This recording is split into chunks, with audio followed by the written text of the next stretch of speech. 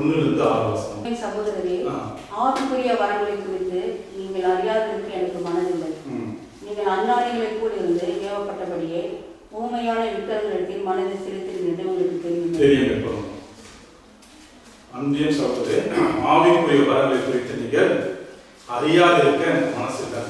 அப்போ ஆவிக்குரிய வரங்களை குறித்து நீங்கள் அறியாமல் இருக்கிறதுக்கு மனசு இல்லை. என்ன அர்த்தம் சொல்றதுன்னா, நீங்கள் ஆவிக்குரிய வரங்கள் என்னன்னு அறிந்து கொள்ளுங்க.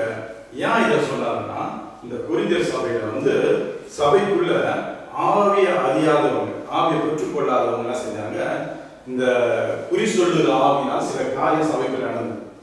அப்போ ஜனங்க அதையும் நம்பினாங்க. தேவன் அறியாத குறி சொல்லுற ஆவி சபைக்குள்ள நடக்கும்போது இதை பவுல் பார்த்து சொல்றாரு, நீங்க ஆவிக்குரிய வரங்களை குறித்து நீங்க அறியாது இருக்க மனசு இல்ல. ஆகியா என்ன செய்றீங்க, ஆவிக்குரிய வரங்களை நீங்க பெற்றுக்கொள்ளுங்க. 14 சொல்றாரு, நீங்கள் அஞ்ஞானிகளா இருந்த போது ஏவப்பட்டபடி, அஞ்ஞானிகள்னா தேவன் அறியாத உலகத்தால் வாழ்ந்த போது ஏவப்பட்டபடியே ஊமையான விக்கிரகங்களுக்கு என்ன செஞ்சீங்க, மனதை செலுத்துனீங்க, மனசை கொடுத்தீங்களே, அதை சொல்ல. அப்ப நீங்க அந்த மாதிரி இருந்தீங்க. இப்போ அப்படிப்பட்ட காரியம் நீங்க அறியாத இருக்கிறபடினா ஆவிக்குரிய வரங்களை நீங்க அறிஞ்சிக்கங்க. அதான் சொல்ல வர்றது. இந்த அர்த்தம் சொல்ல வேண்டியது சொல்றதுன்னா, ஆவிக்குரிய மனதை நீங்க செலுத்தாதீங்க, உங்களுக்கு தெரியுமே. ஆதலால் தேவனுடைய ஆவியால் பேசுகிற எவனும் ஆதலால் தேவனுடைய ஆவியினாலே பேசுகிற எவனும் இயேசுவை சபிக்கப்பட்டவன் என்று சொல்ல மாட்டான் என்றும், பரிசுத்த ஆவியினாலே அன்றி இயேசுவை கர்த்தர் என்று ஒருவனும் சொல்லக்கூடாது என்றும் உங்களுக்கு தெரிந்திருக்கிறது. தேவனுடைய ஆவியினாலே பேசுகிற எவனும் இயேசுவை சபிக்கப்பட்டவன் என்று சொல்ல மாட்டான் என்றும். அப்போ பரிசுத்த ஆவியை ஒருத்தவங்க நிச்சயமா பெறாம இருந்தா கர்த்தர், நம்ம ஆண்டவர் இயேசு கர்த்தர் சொல்ல முடியும். ஆனா ஒரு தொழுது கொள்ளும்போது உள்ளத்திலிருந்து வராது, கண்டிப்பா வராது. சும்மா வரவட்டமா சொல்லுவோம் கர்த்தர் இயேசுன்னு. அதான் சொல்றாரு, இப்படிப்பட்ட ஆவி இல்லாதவங்க சபைக்குள்ள காரியத்தை செய்யும் போது அவர் பார்த்து சொல்றாரு, தேவனுடைய ஆவினாலே பேசுகிற எவனும் இயேசுவை சபிக்கப்பட்டவன் என்று சொல்ல மாட்டான். அப்ப இயேசு தேவனுடைய ஆவியில்லாதவன் என்ன சொல்லுவான், கர்த்தர் இயேசுவை கர்த்தர்னு சொல்லுவான். அடுத்த வார்த்தை சொல்லுது என்ன சொல்றாங்க, பரிசுத்த ஆவியானவர் என்று இயேசுவை கர்த்தர் என்று ஒருவனும் சொல்லக்கூடாது என்று உங்களுக்கு தெரிவிக்கிறேன். அப்போ பரிசுத்த ஆவி இல்லாத ஆண்டவர் இயேசு ஒருத்தரும் தொழுது கொள்ள முடியாது. பரிசுத்த ஆவியானவர் இல்லாம ஆண்டவர் இயேசுவை முழு இதயத்தோடு நம்ம நேசிக்க முடியாது. ஏன்னா பரிசுத்த ஆவியை கொடுக்கிறது ஆண்டவராகிய இயேசு கிறிஸ்து தான். புரியுதுங்களா? அப்போ இங்க அந்த ஆவிக்குரிய பவுல் சொல்றாரு, ஆவிக்குரிய வரங்களை நாடுங்க, முக்கியமானது. ஆவிக்குரிய வரம் இருந்தா சபைக்குள்ளேயும் இல்ல நமக்குள்ளேயும் எப்படிப்பட்ட வித்தியாசத்தை நம்ம தேவாவியால் நடத்தப்படுறாங்களா, தேவாவியால் பேசப்படுறாங்களா, தேவாவியானால் தான் வழி நடத்துறாரா என்று அறிஞ்சு கொள்ள முடியும். அப்படி கொள்ளாத ஆவி இல்ல குறி சொல்லுகிற ஆவி இருந்தாலும் நம்ம அதை குறித்து தெரிஞ்சு கொள்ள முடியும்னு சொல்றாரு. அதுதான் சொல்ல வர. அப்ப பரிசுத்த ஆவியால் என்று இயேசுவை கர்த்தர் என்று ஒருவனும் சொல்லக்கூடாதுன்னு உங்களுக்கு தெரிவிக்கிறேன்னு சொல்லிட்டு அப்ப பரிசுத்த ஆவியை குறித்து சொல்றாரு. இங்க அதே 1 கொரிந்தியர்ல பாருங்க, 2வது அதிகாரத்துல 1 கொரிந்தியர் 2வது அதிகாரத்துல 7வது வசனம் சொல்ல பாருங்க. 1 கொரிந்தியர் 2வது அதிகாரம் 7வது வசனம். உலக தோற்றத்துக்கு முன்னே தேவன் நம்முடைய மகிமைக்காக ஏற்படுத்தினதும் மறைக்கப்பட்டதுமாய் இருக்கிற ரகசியமான தேவ ஞானத்தையே பேசுகிறோம். தேவ ஞானத்தை பேசுகிறோம். மறைக்கப்பட்டது மனுஷ உலகத்தாருக்கு, உலக ஜனங்களுக்கு தெரியாது சொல்றாரு.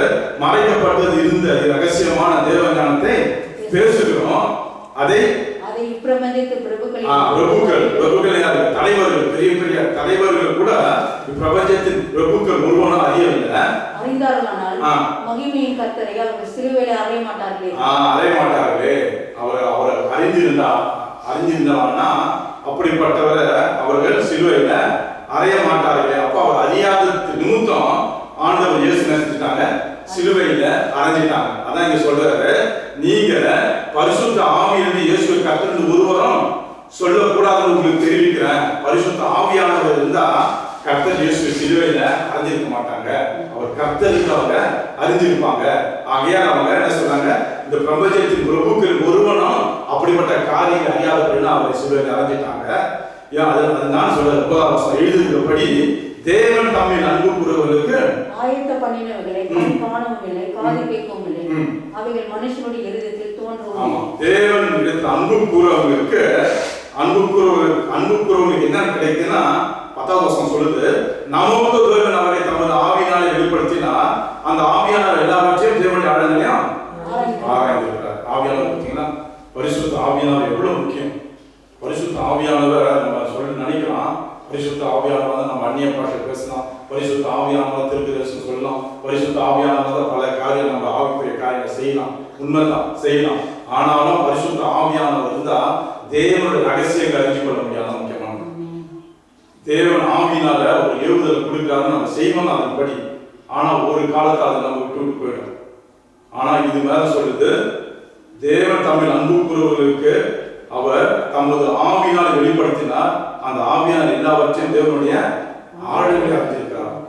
அப்ப தேவன் ஆவியானவர் தேவ சித்தம் என்ன, தேவன் என்ன விரும்புகிறார், அந்த விருப்பத்தை அறிஞ்சிருக்கிறார். அப்போ இந்த தேவ ஆவியானவர் நம்மளுக்கு தேவைன்னா 1 கொரிந்தியர் 12வது அதிகாரம் 3வது வசனம் சொல்லுது, பரிசுத்த ஆவியானவர் இயேசுவை கர்த்தர் என்று ஒருவனும் சொல்லக்கூடாது என்று உங்களுக்கு அறிவிக்கிறார். பரிசுத்த ஆவியானவர் இன்றி, அவர் பரிசுத்த ஆவியானவர் இல்லாத இருந்தா இயேசுவை நம்ம கர்த்தர் சொல்ல முடியாது. பரிசுத்த ஆவியானவர் எதுக்கு தேவை? கர்த்தர் இயேசு அவர் தொழுது கொள்வதற்கும், கர்த்தர் இயேசு தெய்வம் அறிந்து கொள்வதற்கும் பரிசுத்த ஆவியானவர் தான் அதை நமக்கு கொடுப்பார். அதான் வேதம் சொல்றது, வேத வாக்கியம்லாம் தேவ ஆவியானவர் நமக்கு அருளப்பட்டது. புரியுதுங்களா? அப்ப தேவ ஆவியானவர் தேவ வசனத்தை அறிக்கப்பட முடியாது.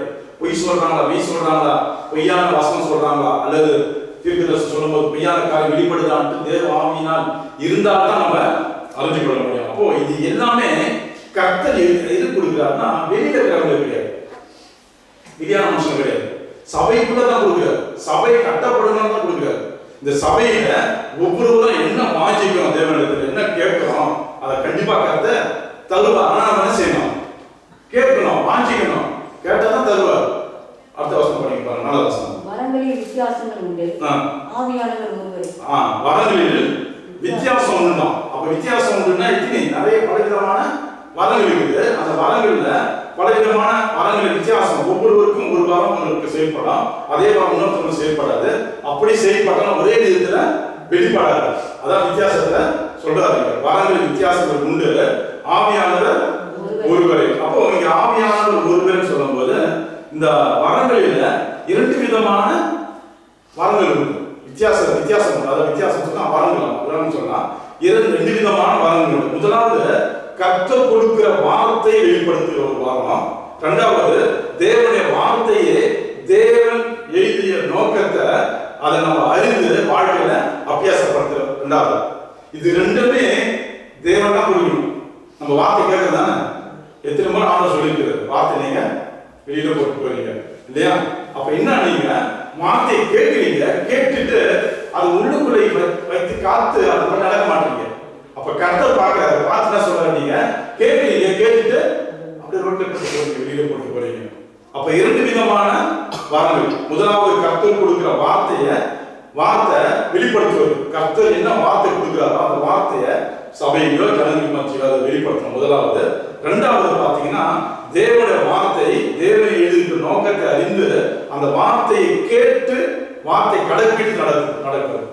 அப்ப இது 2மே முக்கியமானது. அதான் இங்க வேதம் சொல்லுது, என்ன சொல்றாருன்னா வரங்களில் வித்தியாசங்கள் உண்டு, ஆவியானவர் ஒருவரே. ஆவியானவர் ஒருவரே. நீங்க பாருங்க, ஆவியானவர் ஒருவர் 8வது வசனத்துல பாருங்க, எப்படின்னா ஒருவனுக்கு ஆவியான ஞானத்தை போதிக்கும் வசனமும் வேறொருவனுக்கு ஆவியான அறிவு நிறுத்தம் வசனமும். இது எதுக்கு எங்க கொடுக்கப்படுது? சபை எல்லாமே சபைதான். இது இந்த கொடுக்கப்படுகிற வார்த்தை ஞானத்தை போதிக்கும் வசனம். ஞானத்தை போதிக்கும் வசனம் கர்த்தர் கொடுக்கிற வார்த்தையை கேட்டு வெளிப்படுத்துவது, அது ஒரு ஞானம். 2வது அந்த ஆவியான அறிவை உணர்த்தும் வசனம். அறிவை உணர்த்தும் வசனம் அந்த வசனத்தை நம்ம கேட்கும் போது அதை ஏற்றுக்கொண்டு அந்த வாழ்க்கையில நடத்துவது, அபியாசப்படுத்துவது. இது 2மே இந்த வசனத்துக்கு உதவுது. அப்ப 2மே சொல்லப்படுகிற அந்த 2 வார்த்தையும் ஞானத்தை போதிக்கும் வசனமும் அறிவை உணர்த்தும் வசனமும் சபைக்கு தான் தேவன் கொடுக்கிறார். ஒரு வார்த்தை தேவனிட்ட வார்த்தை கேட்டு ஜனங்களுக்கு கொடுப்பது, 2வது வார்த்தை கேட்கிற ஜனங்கள் அந்த வார்த்தை ஏற்றுக்கொண்டு அவங்க வாழ்க்கையில நிறைவேற செய்வது, அந்த வாழ்க்கையில கடைபிடிப்பது.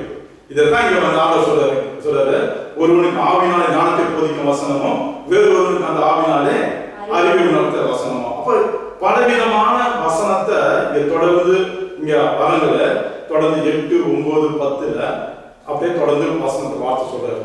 இது எல்லாமே சொல்லப்படுகிற நோக்கம் பார்த்தீங்கன்னா சபைக்கு தான். எல்லாமே சபைக்கு தான். சபைக்கு இல்லாம எதுவுமே இல்லை. சபையில நம்ம எப்படி இருக்கணும், தேவன் எதை விரும்புகிறாருன்னா அந்த வசனத்தை சொல்லி நீங்க பிரியா வசனத்தை கை கொண்டு வாழ்ந்தீங்கன்னா நீங்க எனக்கு பிரியமா இருப்பீங்க. ஒண்ணு. ரெண்டாவது, உங்களுக்கு பரிசுத்த ஆவியை நான் கண்டிப்பா கொடுப்பேன். இங்க ஏதாவது சொல்லப்படுது. அப்ப வரங்கள் செயல்படுறது முக்கியமே சபைக்கு தான் தேவன் கொடுக்கிறார். அதைதான் 11வது வசனம் சொல்லுது, அந்த ஒரே ஆவியான நடைபெற்று தமது சித்தத்தின்படி அவனுக்கு பகிர்ந்து கொடுக்கிறார். சரீரம் ஒன்று, அதற்கு அவயங்கள் அநேகம், ஒரே சரீரத்தின் அவயங்கள் எல்லாம் அநேகமாக இருந்தும் சரீரம் ஒன்றாக இருக்கிறது, அந்த பிரகாரம் கிறிஸ்து இருக்கிறார். அப்ப சரீரம் ஒண்ணு, சரீரத்தில் அவயங்கள் பல இருக்குது. இந்த பல விதமான அவயங்கள் வெவ்வேறு காரியங்களை செய்யும். அப்ப 2 விதத்துல முதலாவது சொல்லப்படுறது ஒண்ணு, என்ன சொல்றாரு கர்த்தர், சபையில செய்கிற காரியம் வரங்கள் வேணும். இந்த வரம் எது? வேதத்தை எடுத்து போதித்து வேத சத்தியத்தை சொல்றது, தேவனுடைய வார்த்தை பற்றி சொல்வது, ஜனங்கள் அந்த வார்த்தை கேட்டு அவங்களுக்குள்ள கிரியை செய்வது ஒண்ணு. ரெண்டாவது பார்த்தீங்கன்னா ரோமர் 12வது அதிகாரம். ரோமர் 12வது அதிகாரம். ரோமர் 12வது அதிகாரத்துல 6, 7, 8 வசனம். நமக்கு அருளப்பட்ட கிருபையின்படியே வெவ்வேறான வரங்களானபடியினால் நம்மில் தீர்க்க தரிசனம் சொல்கிற வரத்தை உடையவன் விசுவாச பிரமாணத்துக்கு ஏற்று சொல்லப்படுவன். என்ன சொல்றாரு? நம்மில் தீர்க்க தரிசனம் சொல்லுகிற வரத்தை தான் இங்க பேசுறாரு. முதலாவது பேசுகிற வரம், முதல்ல சொல்ற 2 விதமான வரம். ஒண்ணு, வார்த்தையும் சொல்லப்படுது, அந்த வார்த்தையை ஜனங்கள் கேட்டு அபியாச வாழ்க்கையில ஏற்றுக்கொண்டு நடத்தணும், அது ஒண்ணு. ரெண்டாவது, இந்த வரம் இது வந்து செயல்படுத்துது. இது வந்து நமக்குள்ள அபியாசம் என்னன்னா, சபைக்குள்ள தேவனுடைய சபையில நம்ம இருந்து ஒவ்வொருவரும் செய்ய வேண்டிய கிரியை சொல்றாரு. என்ன சொல்றாரு? நம்ம தீர்க்க தரிசனம் சொல்லுகிற வார்த்தை உடையவன் விசுவாச பிரமாணத்துக்கு ஏற்ற சொல்ல கடவுள். அப்ப விசுவாச பிரமாணம்னா இங்க கேக்குங்க, விசுவாச பிரமாணம் 1 கொரிந்தியர் 14வது அதிகாரத்துல 14வது 14வது அதிகாரத்துல 1:4 3வது வசனம் என்ன சொல்றது? 3வது வசனம் சொல்றது என்ன சொல்றது? சொல்லுகிறவனோ மனுஷருக்கு பக்தி விருத்தியும் புத்தியும் ஆறுதல் உண்டாக்கத்தக்கதாய் பேசுகிறார். என்ன சொல்றோம்னா, தீர்க்க தரிசனம் வேதம் சொல்லுது, நம்மில் தீர்க்க தரிசனம் சொல்லுகிற வரத்துடையவன் விசுவாச பிரமாணத்துக்கு கேட்டதாய் சொல்ல கடவுள். அப்ப விசுவாச பிரமாணத்துக்கு என்னன்னு பாத்தீங்கன்னா, தீர்க்க தரிசனம் சொல்லுகிற மனுஷருக்கு பக்தி விருத்தியும் புத்தியும் ஆறுதல் உண்டாக்கத்தக்கதாக பேசுகிறான். அப்ப இங்க சொல்லப்படுது சபைக்கு தான் ஒவ்வொருவரையும் என்ன சொல்றாரு? பக்தி விருத்திக்கும் புத்தியும் ஆறுதல் கொடுக்கணும். அப்ப இங்க வந்து வர காரியங்கள் குறித்தோ அது சொல்லப்படல. இந்த வர செயல்படுறது வர காரியங்கள் குறித்து செயல்படல. நீங்க நாம தேவனுக்கு ஏற்ற பயத்துடன் வார்த்தை கர்த்தருடைய வார்த்தைக்கு பயந்து வாழ்ந்தா நாம மற்றவங்களுக்கு கர்த்தரை குறித்து நடக்கிற காரியம் சொல்ல முடியும். நீங்க தான் சொல்லணும். அதான் சொல்லுது தீர்க்கதரிசனம் சொல்லுகிற மனுஷனுக்கு பக்தி விருத்தியும் புத்தியும் ஆறுதல் உண்டாகத்தக்கதாய் பேசுகிறான். தீர்க்கதரிசனம் சொல்லல. வார்த்தை தேவன் பயப்படுற வார்த்தை கேட்டு கர்த்தருக்குள்ள வளர்ந்து ஒரு புது விசுவாசி வராங்கன்னா அவங்க கிட்ட இவங்களோட வார்த்தையை பலனடைய செய்வதற்கும் ஆறுதல் கொடுப்பதற்கும் அவங்க பக்தி விரித்த கர்த்தரோட நடக்க செய்வதற்கு தான் சொல்லப்படுற வார்த்தை. அப்ப தீர்க்கதரிசனம் எதிர்காலம் வருகிற காரியங்களை குறித்து சொல்லப்படல. சபைக்கு கொடுக்கப்படுகிற வார்த்தை ஜனங்கள் புதிய ஆத்மா இல்ல ஒரு கொஞ்ச நாளா சபைக்கு வந்திருக்கிறாங்க, அவங்க பலப்படுத்தணும்னா இப்படி பல வார்த்தை நம்மளுக்கு சொல்லணும். இப்ப நம்ம பலன் இருக்கணுமா கூடாதா? பலன் எங்க இருக்குன்றீங்களா? வேற சொல்லுகிற மனுஷனுக்கு பக்தி விருத்தியும் புத்தியும் ஆறு உண்டாக்கத்தாக பேசுறாங்க. அப்போ சொல்றது எப்படி இருக்கணும்? கர்த்தருக்குள்ள முழுமையா இருக்கணும், தன்னை ஒப்பு கொடுக்கணும், தம்மை முற்றிலுமா தாழ்த்தணும். எனக்கு இயேசுக்கு தான் வாழ்க்கை சொல்லி இருக்கிறவங்க தான் அதை செய்ய முடியும். நான் செய்யறேன், ஆனா சும்மா மேலோட்டமா ஒரு நாள் நமக்குள்ள இருக்கிற சில காரியம் என்ன செய்யும், கண்டிப்பா கிடையாது. ஏதோ கோபப்படியா இருக்கிறோம், அது நெச்சலா இருக்கிறோம், இதை மனசுல ஒரு காரியத்தை வச்சுக்கிறோம்னு வச்சுக்கோங்க, பொறுத்து பார்ப்போம், ஒரு நாளா செய்யணும், டக்குன்னு அது வெளிப்பட்டுடும். ஆனா இந்த வேலை அப்படி சொல்லல. நீங்க தேவனுக்கு பயப்படுற பயத்தோடு இருந்தீங்கன்னா உங்களுக்கு பக்தி வைத்து உண்டாக பேசுகிறான் சொல்லிதான் புத்தியும் ஆறுதலாம் உண்டாக பேசுகிறான். அப்படிப்பட்ட வரங்கள், அப்படிப்பட்ட செயல், அது வரம் வேதம் சொல்லுது, அது தேவன் தான் தர. ஆனா நம்ம தேவனுக்கு பயப்படுற பயம் இருந்தா இப்படிப்பட்ட கிரியை சபைப்பட நம்ம எல்லாரும் செய்ய முடியும். அது செய்ய முடியாது. வேதத்தை போதிக்கணும்னா கொஞ்சம் கஷ்டம். வேதத்தை படிச்சு தியானிச்சு இன்னும் எழுதிக்கிறது தேடி கீழி கண்டுபிடிச்சு சொன்னா அது கொஞ்சம் கஷ்டம். ஆனா இது நீங்க கர்த்தரோடு இருந்தா அந்த கிரியை கர்த்தரே உங்களுக்கு வைப்பார். புரியுதுங்களா? இப்போ மனம் திரும்புதல் சொல்றேன் இல்லையா? மனம் திரும்பிட்டோம்னு சொன்னா என்ன அர்த்தம்? மனம் திரும்புதல், மனம் திரும்பின்னு சொன்னா என்ன அர்த்தம்? பாவத்தொட்டு தான் மனம் திரும்புதல். சரி, எந்த காரியத்துக்கு மனம் திரும்பிட்டோம், அது எப்படி தெரியும் நமக்கு? யாரு செய்தது மனம் திரும்பிட்டாங்க? பாவியா நம்ம சபைக்குள்ள வரோம், நிறைய காரியங்களும் சபைக்குள்ள வரோம், கர்த்தருடைய வார்த்தை கேட்கறோம், தேவ பிரசன்னத்துல இருக்கோம், நாளுக்கு நாள் அந்த வார்த்தை நம்மளுக்குள்ள கிரியை செய்து ஒரு நாள் மனம் திரும்புதல் கேட்ட காரியம் நமக்குள்ள வருது. யார் செய்தது? கர்த்தர் தான் செய்தாரு. பரிசுத்தர் செய்ய மாட்டோம், பரிசுத்தர் வரல.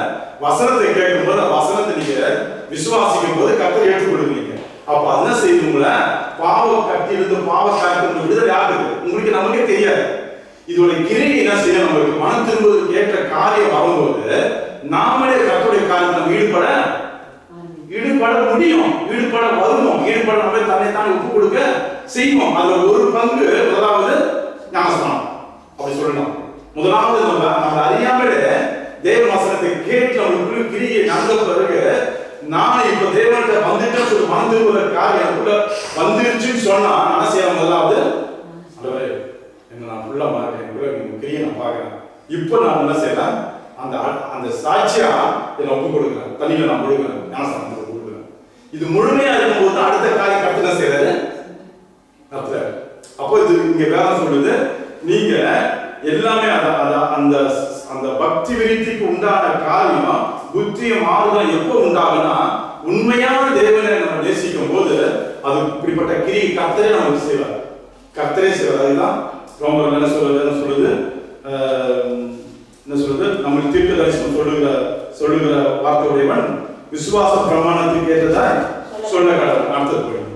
ஊழியம் செய்கிறவன் ஊழியத்திலும் போதிக்கிறவன் ஊழியம் செய்கிறவன் ஊழியத்திலும். அப்ப இதே 1 கொரிந்தியர் 12வது அதிகாரத்துல பாத்தீங்கன்னா 1 கொரிந்தியர் 12ல 28வது வசனம் சொல்லுது, நீங்கள் கிறிஸ்து சரீரமான தனித்தனி அவையாக இருக்கிறீங்க.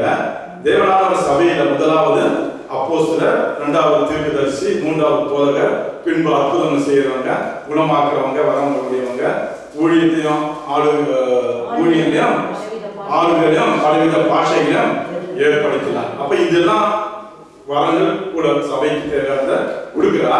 அடுத்த வசனம் சொல்லுது எல்லாரும், அப்போ எல்லாரும் அப்போஸ்தலர் கிடையாது. ரெண்டாவது எல்லாரும் தீர்க்கதரிசியா கிடையாது, எல்லாரும் போதகர்களா கிடையாது, எல்லாரும் அற்புதம் செய்யணும்னா கிடையாது. அப்ப என்ன நடக்குது? தேவன் தனித்தனி ஆளுங்களுக்கு தனித்தனி அவருடைய சபையில ஆவியாளர் அணுகிறதும் அவனோட பிரோஜனத்துக்கு ஏற்றதா நடக்கிறோம். அந்த பிரோஜனம் எப்போ தனிப்பட்ட முறையில நம்ம தேவனிடத்துல கேட்கும் போது அது நம்ம வாஞ்சிக்கும் போது நடக்குது. அப்போ ஒண்ணு நமக்குள்ள ஒரு கர்த்தருக்காக நம்ம ஒண்ணு செய்யணும்னு அந்த வாஞ்சியோடு நம்ம தேவனை தேடும் போது கர்த்தர் நம்ம அந்த ரட்சிக்கும் போது சில வரங்களை சேர்த்து தான் வைப்பார். அது உடனே நான் செயல்படாது, 4 7 தான் செயல்படும்.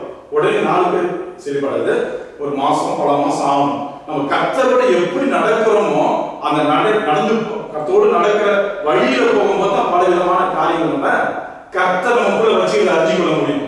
ரட்சிக்கப்பட்டு ஒரு முறை ரட்சிக்கப்பட்டு கர்த்தர் சபைக்கு வந்துட்டோம் அழுவ முடியல. கர்த்தர் ஒரு நோக்கம் இருக்கிறனால அது செயல்படுனா அது கூட இந்த ரட்சிப்பு கூட காரியம் நமக்கு செயல்படும். அப்போ இது கூட முதலாவது என்ன வேணும்னா அபிஷேகம். ஆமா, பரிசுத்தாவின் அபிஷேகம் வேணும். அது இல்லாம செயல்படும். ஆவியானவர் நமக்குள்ள இல்லைன்னா நம்ம உண்மையிலே தேவனுடைய காரியங்களை முழு நிச்சயமா செய்யறதுக்கு முடியாது. முழு இருதயத்தோட அந்த முழு உள்ளத்தோடு கர்த்தருடைய காரியத்தை நம்ம எந்த வித கர்த்தருடைய ஆணையை விட்டு போகக்கூடாது. எந்த வித கர்த்தருடைய காரியத்தை நம்ம சபையில மற்ற ஜனங்களை பார்த்தாலும் நம்மள தவறா நினைக்க கூடாது, இந்த விதத்துல நம்ம செய்யற காரியம் ஜனங்களுக்கு சமாதானத்தை கொடுக்கணும், அப்படி ஒரு நினைவு வரும் பரிசுத்த ஆவி நமக்குள்ள இருந்தாங்க. ஏன்னா நம்ம செய்யறது கர்த்தருக்காக ஊழியம் செய்யணும், அவர் ஊட்டை கட்டுறோம், ஆலயத்தை கட்டுறோம், அப்ப நம்ம மனசு எப்படி இருக்கணும், அவருக்கு பிரியப்பட்டா எப்படி நடப்பாரோ அதுதான் நம்ம எல்லாத்தையும் தாழ்ந்து விட்டு கொடுத்து செய்யணும். அதை இங்க வர சொல்லுது. நீங்க என்ன சொல்றது, ஊழியம் செய்கிறவன் 3:12-28 என்ன சொல்றாரு, 28-29 எல்லாம் 30 எல்லாம் குணமாக்கும் வரங்களுடையவர்களா, எல்லாம் அந்நிய பாஷை பேசுகிறவர்களா, எல்லாம் வியாக்கியானம் பண்ணுகிறவர்களா, எல்லாமே இல்லை. தேவன் தாமே ஒவ்வொருவருக்கும் ஒவ்வொரு வித்தியாசமான வரங்களை கொடுக்கிறார். அதான் சொல்றது, இவை எல்லாம் அந்த ஒரே ஆவியானவர் நடப்பித்து தமது சித்தத்தின்படி அவனுக்கு பகிர்ந்து கொடுக்கிறார். 1:12-11 பகிர்ந்து அவனுக்கு பகிர்ந்து கொடுக்கிறார்.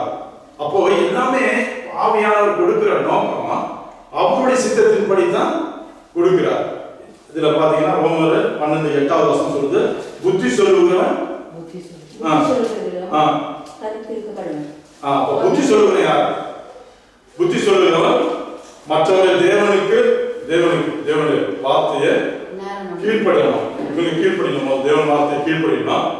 ரெண்டாவது இவங்க சாட்சியா இருக்கணும்.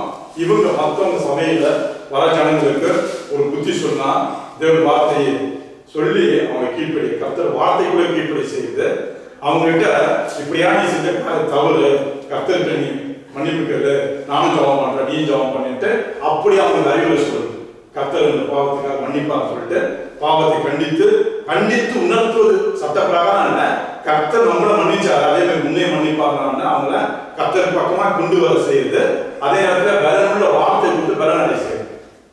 இது எல்லாமே புத்தி சொல்லுவது, சபைக்கு புத்தி சொல்லுவது. போராட்டத்தில் இருக்கிற மத்தியில அவங்க தனிப்பட்ட மாதிரி ஆறுதல் சொல்லி கர்த்தருடைய வார்த்தையால் மாத்திரம் செய்யணும். நம்ம சொந்த வார்த்தையை சொந்த உலகமான பிரகார வார்த்தையில அப்படி சொல்லக்கூடாது. வேற வசனம் நம்மளுக்கு அந்த ஆண்டவர் கொடுத்த வசனத்தின்படியா நமக்கு கர்த்தர் செய்த எத்தனை நன்மைகளை நினைத்து நம்ம அப்படி சொல்லணும். புரியுதுங்களா? அப்பதான் ஜனங்க கேட்பாங்க. நாம புத்தி சொல்றதுக்கு நம்ம சொந்த காரியத்தை சொன்னா கேட்டுட்டு நாளைக்கு அந்த வார்த்தை நல்லா போயிடுச்சுன்னா நம்ம பின்னால கேட்டது வரும். அப்போ வேற வசனத்தின்படி நம்ம சொல்ல நம்ம கூட ஆயத்தமா இருக்கணும். புரியுதுங்களா? அப்போ என்ன சொல்லுது, புத்தி சொல்வதன் மற்றவர்களுக்கு தேவன் வார்த்தை கீழ்ப்படி செய்வது, பாவத்தை கண்டித்து உணர்த்துவது, பலனடை செய்வது, போராட்டத்தின் மத்தியில் அவங்களுக்கு புத்தி சொல்லி அந்த பாடத்தை மட்டும் அதாவது விடியாக்க கர்த்தர் வார்த்தை சொல்லி அவங்களை கொண்டு வருவது. புத்தி சொல்லுகிறவன் புத்தி சொல்லியும் தரித்திருக்க கடவன், பகிர்ந்து கொடுக்கிறவன் பகிர்ந்து கொடுக்கிறவன் சொல்றா, பகிர்ந்து கொடுக்கிறவன் வஞ்சனை இல்லாமன்னா எந்த விதத்தில் நன்றி கடன் எதிர்பார்க்காம, அதான் வஞ்சனை. இங்க வஞ்சனை கண்டுபிடிக்க முடியல வாசனா. வஞ்சனை என்ன சொல்ற, வஞ்சனை மனசுக்காக வச்சுக்கணும் நன்றி, அது கிடையாது. வஞ்சனைனா நீங்க சொல்றது எது செஞ்சாலும் தேவன் எனக்கு எவ்வளவு காரியத்தை தேவன் கொடுத்தாரு, என் வாழ்க்கையில தேவன் மாற்றி இன்னைக்கு நான் என் தேவனால தான் நான் ஆசீர்வதிக்கப்பட்டிருக்கிறேன். என் தேவன் கொடுத்தத நான் மற்றவங்களுக்கு செய்யறேன். அதே நேரத்தில் அவங்க நன்றி எனக்கு சொல்ல தேவையில்ல, என் தேவனுக்கு சொல்லணும் அந்த சிந்தனை இருக்கு. அதான் வந்து சொல்றீங்க, பகிர்ந்து கொடுக்கிறவன் வஞ்சனை இல்லாமல் கொடுக்க கடவுள். அப்போ வஞ்சனை இல்லாமல்னா நீங்க மற்றவர்கள் செய்யற ஒவ்வொரு காரியமும் அது தேவனுக்குரியது. அப்போ தேவனை நாம் என்ன செய்யலாம், மகிமைப்படுத்துறோம். தேவன் நமக்கு செஞ்ச நன்மை நினைச்சு நாமும் தேவன் நமக்கு கொடுத்த நன்மை பெற்றுக்கொண்டு நாம பெற்ற நன்மை தாராளமா இருக்கும்போது அது மற்றவங்களுக்கு கொடுத்து தேவனை மகிமைப்படுத்த பகிர்ந்து கொடுக்கிறவன் வஞ்சனை இல்லாமல் கொடுக்க கடவுள். அப்புறம் முதலாளியானவன் ஜாக்கிரதையா இருக்க கடவுள். முதலாளின்னா யாரு? முதலாளி வழிகாட்டி. இங்க வந்து முதலாளி சொன்னா நம்ம கண்டிப்பா எஜமான கடை வச்சு இருக்கிறாரு, அவர் பிறகு நம்ம அது கிடையாது, அந்த முதலாளி கிடையாது. வழிகாட்டுனா கைடு இல்லைங்களா? அவங்க தான் என்ன செய்வாங்க. அப்போ முதலாளியான இந்த வார்த்தை முதலாளியானவன் மற்றவர்கள கர்த்தர் பக்கமா நடத்துறது. இதுக்கு யாரை குறிக்கலாம், ஒரு சபை மேற்கொள்ள குறிக்கலாம், அல்லது குடும்பத்துல ஒரு தலைவனோ தலைவியை சொல்லலாம், அல்லது மற்ற உறவினர்ல நம்ம ஒரு சாட்சியா கொடுத்து அவங்களை கொண்டு கர்த்தர் பக்கமா நடத்துறது சொல்லலாம். இது ஒரு என்ன சொல்றீங்க, முதலாளியானவன் ஜாக்கிரதையா இருக்கிறவன் செய்ததெல்லாம் ஜாக்கிரதையா இருக்கணும்னு சொல்லிட்டு சொல்றது. அப்புறம் இரக்கம் செய்கிறவன் இரக்கம் செய்கிறவன். இது இரக்கம் மற்றவங்களுக்கு இரக்கம் காட்டும் போது உற்சாகத்தோடு அவங்க அந்த அந்த அந்த நன்மை பெற்றுக்கொள்ளும் போதோ இறக்கம் காட்டும் போது அந்த வர இறக்கத்துல அவங்க அவங்க பெற்றுக்கொள்ள காரியம் அவங்க பலனடையணும், நம்மளும் அதை பலனா இருக்கணும், உற்சாகமா செய்யணும். புரியுதுங்களா? அப்ப உற்சாகம் மற்றவர்கள் உற்சாகப்படுத்துதல், அதாவது எந்த விதமான கஷ்டத்திலோ இடுக்கமான சூழ்நிலையில அவங்க என்ன செய்யணும், அவங்கள உற்சாகப்படுத்தி அவங்கள எல்லாமே கர்த்தர் பக்கமா கொண்டு வருது தான். இப்ப இது எல்லாமே ஒரு வாரம், இத்தனை வாரம் யாருக்கு இருக்குது சபையில இப்ப சொல்லப்பட்ட இந்த வாரம் இருக்குதா? இருக்குதா? இருக்கணும். இப்ப நம்ம என்ன நினைக்கிறோம், வாரம் பார்த்து அந்நிய பாஷை பேசணும், திருத்தரசு சொல்லணும், போதிக்கணும் இல்லையா, அப்போ சிலர் ஆகணும் இல்லை, அதை 5 விழுத்த சொல்லினால இங்கே பாருங்க, இந்த வாரம் சொல்லப்பட்டது எல்லாமே வாரம். இது நம்ம கேட்கணும்னு அவசியம் கிடையாது. நம்ம கர்த்தருக்கு பயப்படுற பயம், அவருக்கு உண்டான பயத்தை நம்ம இருந்து வச்சோமா, இப்படிப்பட்ட வாரம் இயற்கையே வரும், செயல்பாடு எல்லாம் வகையாக செயல்பாடு. நான் எனக்கு வர காரியம் கர்த்தருக்காக நான் செய்யலாம், தேவன் இது வழியா வழிபடுறாரு சொல்லிட்டு எல்லாத்தையும் நம்ம எடுக்கக்கூடியதா, எல்லாத்தையும் நம்ம தேவனுக்காக செய்யக்கூடியதா இருக்கும். இந்த வாரம் நம்ம வாரம் பெற்றுக்கொண்டு செய்யணும் அவசியம் கிடையாது. தேவனுக்கு பயப்படுற பயம் வந்தாலே இந்த வாரம் நம்ம கிரியை செய்யணும். ஆனா அந்த வாரம் தான் சொன்னாங்க, அந்த வாரம் படிக்கணும், ஆராயணும், என்ன எழுதிருக்கு ஆராய்ச்சி அந்த சத்தியத்தை சொல்லணும், சத்தியத்தை கேட்கிறவங்களும் அதை கேட்டு அதுபடி நடக்கவும் செய்யணும். அந்த வாரம் அப்ப 2 வாரமும் தேவன் என்ன செய்யறாரு, சபைக்கு தான் கொடுக்கிறார். 2 வாரமும் சபை. அப்போ முக்கியமானது பாருங்க, இது எதுக்கு சொல்றாருன்னா எல்லாமே சபை தான். தேவன் கொடுக்கிற எல்லாமே பிதாவாகிய தேவன் அந்த பாருங்க ஒன்றும் பேருங்க, அது என்ன இதுக்கு சொல்றாருன்னா 1 பேரு 4வது அதிகாரத்துல 1 பேரு 4வது அதிகாரம் 10வது வசனம் பாருங்க.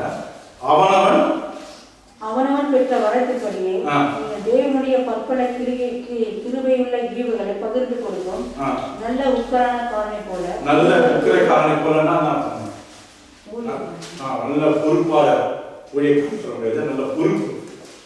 அவங்கவுங்களுக்கு தேவன் சபையில ஒரு பொறுப்பை கொடுத்துட்டாரு. அதான் அவனவன் பெற்ற வரத்தின்படியே நீங்கள் தேவனுடைய பற்பல கிருபை உள்ள ஈவுகளை பகிர்ந்து கொடுக்கும் நல்ல உக்கரைக்காரனை போல ஒருவருக்கொருவர் உதவி செய்யணும். ஆமா, சபையாரே ஒருவருக்கொரு எந்த விதமான கசப்பு வெறுப்பு உள்ளத்துல கோபம் இல்லாதபடி தேவன் கொடுத்த ஒவ்வொருவருக்கும் ஒரு பொறுப்பு இருக்குது.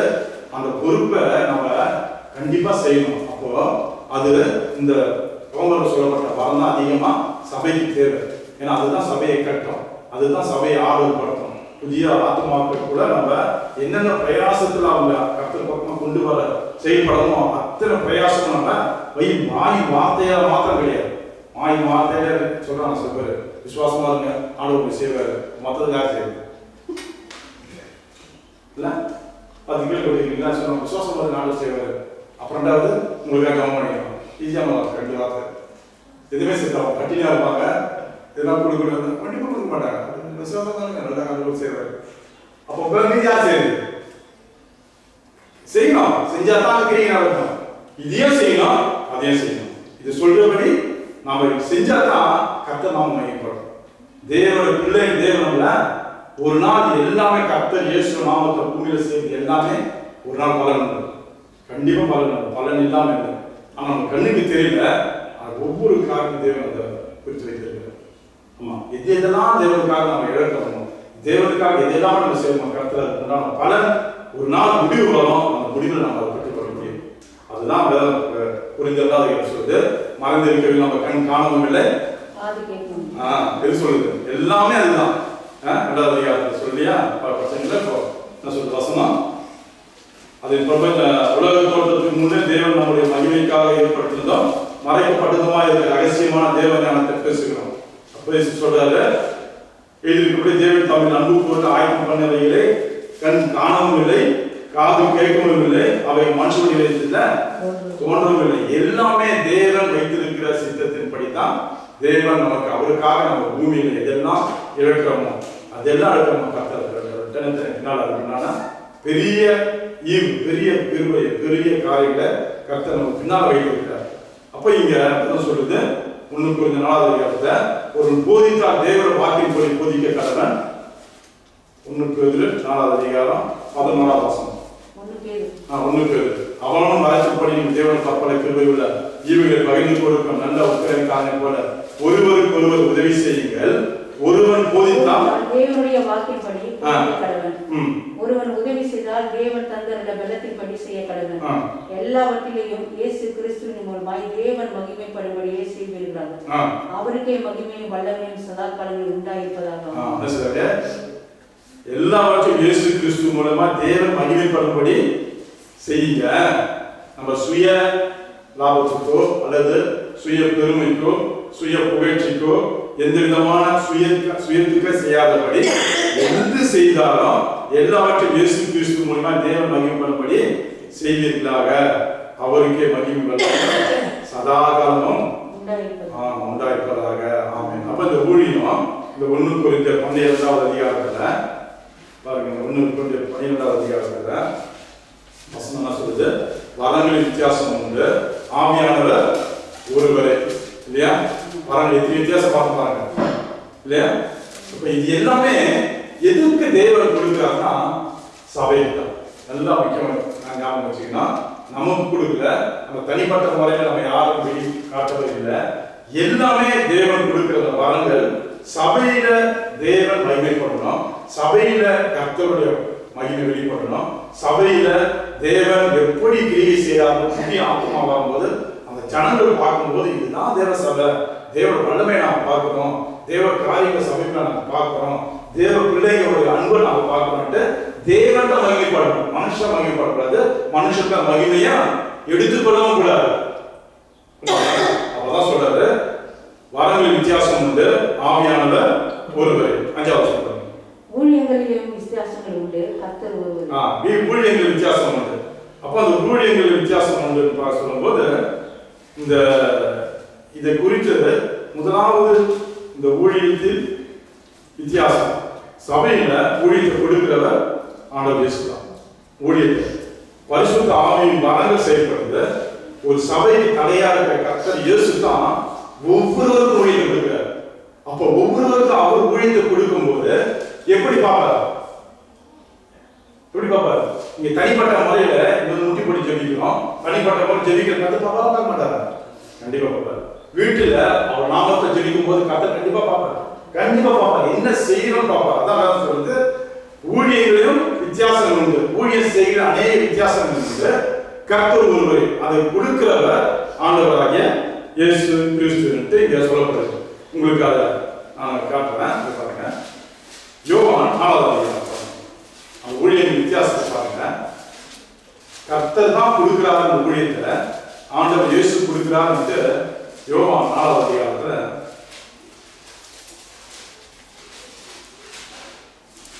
யோவான் 4வது அதிகாரம் பாருங்க. யோவான் 4வது அதிகாரத்துல யோவான் 4:10-11 படிங்க. இயேசு அவளுக்கு பிரியோத்தமாக, நீ தேவனுடைய ஈவையும் தாகத்துக்கு தாய் என்று உன்னிடத்தில் கேட்கிறவர் இன்னார் என்பதும் அறிந்திருந்தாயானால் நீயே அவரிடத்தில் கேட்டிருப்பாய், அவர் உனக்கு ஜீவ தண்ணீரை கொடுத்திருப்பார் என்றார். அதற்கு அந்த ஸ்ரீ, ஆண்டவரே, மொண்டு கொள்ள உன்னிடத்தில் பாத்திரம் இல்லையே, கிணறும் ஆழமாய் இருக்கிறதே, பின்ன எங்கிருந்து உனக்கு ஜீவ தண்ணீர் உண்டாகும்? இயேசு தெரியும் உங்களுக்கு. ஒரு சமாரியா ஸ்திரீ வந்து கிணறு தண்ணி எடுக்கிறாங்க, கர்த்தர் அங்க வர வந்து பார்க்கும்போது இங்க அவருக்கு தாகமா இருக்குது. அப்போ அவங்க வந்து ஆண்டவர் இயேசு தாகத்துக்கு தண்ணி கேட்கிறார். அப்போ அவருடைய என்ன சொன்னா, நீ தேவனுடைய ஈவின் தாகத்துக்கு தாய் என்று கேட்கிறவர் இன்னார் என்று நீ அறிஞ்சிருக்கீங்கன்னா அவரே உனக்கு ஜீவ தண்ணீரை கொடுப்பார். அதுக்கு அந்த ஸ்திரீ சொல்றாங்க, முள்ளுக்குள்ளோட பாத்திரம் இல்லை, கிணறு ஆழமா இருக்குது, பின்ன எங்கிருந்து நீ ஜீவ தண்ணீர் உன்னால? அவங்க இவரு சொல்றாரு, என்கிட்ட கேளு, நான் உனக்கு தரேன். தண்ணி முள்ளு யாரு? அவங்க இவங்க நினைச்சுனாங்க தண்ணி விட்டு கேட்க கொடுக்க போறாரு அப்படிங்கிறத எந்த வித பாத்திரமும் இல்லை எடுத்து கொடுக்கிறதுக்கு. உங்கள்கிட்ட எந்த வித பாத்திரமும் இல்லை. பாருங்க, இதான் மனுஷ கற்பனை. கர்த்தர் ஆவிக்குரிய காரியங்கள் சொல்றாரு, இவங்க கேட்டவங்க எப்படி கேட்கறாங்க? மாம்சத்தை பாக்குறாங்க. ஏன்னா என்ன அவங்க டெய்லி தான் போய் செய்யறாங்க, தண்ணி மூலமாக பாக்குறாங்க, எடுக்கிறாங்க. இவருக்கு தண்ணி என்ன வாடியாக கிணறு எதுவுமே இல்லை, எப்படி தண்ணியை கொடுப்பாரு? புரியுதுங்களா? அப்ப இங்க ஆண்டவர் சொல்றாரு, நீ அவர் உனக்கு ஜீவ தண்ணீரை கொடுப்பான் என்று சொல்லிட்டு 14 வசனம் சொல்றாரு, நான் குடிக்கும் தண்ணீரை குடிக்கிறவனுக்கும் ஒரு கால தாகம் உண்டாகுது. நான் அவனுக்கு கொடுக்கும் தண்ணீர் அவனுக்குள்ளே நித்திய ஜீவ காலமாய் ஊறுகிற நீரூற்றாய் இருக்கும். அப்போ ஆண்டவர் கொடுக்கிற தண்ணீர் அதுதான் செய்யமா நமக்கு ஒருபோது அணைஞ்சு போவாது. அது உள்ளுக்குள்ள சொந்த அதிகமா ஜீவன் ஊற்றா அதான் செய்ய ஜீவ ஊற்று துத்தாரியா தெரியுங்களா? கிறிஸ்து இயேசுக்குள்ள நம்ம வந்துட்டா அவர் நமக்குள்ள இருக்கிறாதான் செய்வார். உள்ளுக்குள்ளே கிரிகை செஞ்சுதான் இருப்பாரு, சொந்தனே இருப்பாரு. அதான் சொல்றாரு, நான் கொடுக்கிற தண்ணீரை குடிச்சிட்டுனா உனக்குள்ள அது கிரிகை செஞ்சு சொந்தனே இருக்கணும். அவன் நித்திய ஜீவ காலமா ஊறுகிற ஜீவன் ஊற்றா இருக்கும் என்றார். சொல்லிட்டு 15 வசனம் சொல்றாரு, அந்த இஸ்திரி அவரை நோக்கி, ஆண்டவரே எனக்கு தாகம் உண்டாகணும், நான் முன்னுக்குள்ள வராமல் இருக்கும்படி அந்த தண்ணீரை எனக்கு தர வேண்டும் என்றார். இப்போ அவங்க கண்டுபிடிக்கிறாங்க, ஏதோ சொல்ல வராரு, ஏதோ சொல்ல வராரு. நான் தினமும் தண்ணி எடுக்க வரேன், இவர் ஏதோ குறிச்சு சொல்லல, வேற ஏதோ சொல்ல வர விசுவாசிக்கிறாங்க கர்த்தர். புரியுதுங்களா? முதல் விசுவாசம் கர்த்தர் இயேசு வார்த்தையை கேட்டு நம்புகிறபடினா விசுவாசம் பிறகுது. அங்க வரும்போது ஆண்டவர் சொல்றாரு, நீங்கள் அறியாததை தொழுது கொள்ளுகிற, நாங்கள் அறிந்ததை தொழுது கொள்கிறோம். ஏனென்றால் ரட்சிப்பு யூதர் வழியா தான் வரணும். ரட்சிப்பு யார் வழியா வரணும்? யூதர் வழியா தான் வரணும். அப்போ கர்த்தர் இயேசு இங்க சொல்ற ஊழியம் என்ன ஊழியம்? என்ன செய்யறது ஊழியம்? சுவிசேஷ ஊழியம் செய்யறது இல்லையா? அப்ப முதலாவது அவர் செய்யற ஊழியம் போய் ஆத்மா சந்திச்சு வார்த்தையை சொல்லி அதை தேவன் பக்கம் கொண்டு வர. அப்போ அந்த வார்த்தையை அவங்க கிரியை செய்யும் போது அவங்க தேவன் ஏற்றுக்கொள்றாங்க. புரிஞ்சுங்களா? அப்ப இங்க முதலாவது கர்த்தர் செய்யற அதான் சொல்றாரு, ஊழியத்தை கொடுக்கிறவர் அவர். ஏன்னா ஊழியம் செய்தவர் அவர் தான். அதனால நம்ம விசுவாசத்தை நம்ம எதெல்லாம் தேவன்கிட்ட கேட்கிறோம், கர்த்தர்கிட்ட கேட்கிறோமோ, சபைக்குரிய ஊழியத்தை கண்டிப்பா கொடுப்பார். ஆனா நம்ம கேட்க மாட்டோம். நமக்கு மேலோட்டமா வந்துட்டா மேலோட்டமா போறோம். ஆண்டவர் செய்து அதான் சொல்றாரு, நீ யார்கிட்ட கேளு, ஜீவத்தை உண்ட கொடுப்பேன். நீ யார்கிட்ட கேளு, என்ன கேட்க விரும்புறிய கேளு, நான் அதை கண்டிப்பா கொடுப்பேன். கொடுக்காம இருக்க மாட்டான். கேட்டதான் கர்த்தர் இங்க கொடுக்கிறார். நீங்க பாருங்க, கீழே 25 வசனம் தொடர்ந்து படிச்சு பாத்தீங்கன்னா, அந்த இஸ்திரி அவரை நோக்கி, கிறிஸ்து எனப்படுகிற மெசியா வருகிறார் என்று அறிவே, அவர் வரும்பொழுது எல்லாவற்றையும் நமக்கு அறிவிப்பார் என்றார். அதற்கு இயேசு, உன்னோடு பேசுகிற நானே அவர் என்றார். அப்போ அவங்க எதிர்பார்த்தாங்க, மெசியாவை எதிர்பார்த்தாங்க. ஏன்னா சமரியா இஸ்திரி நீங்க பாத்தீங்கன்னா கலிலியா மேல, சமரியா கீழே வந்து எருசலேம் யூதா.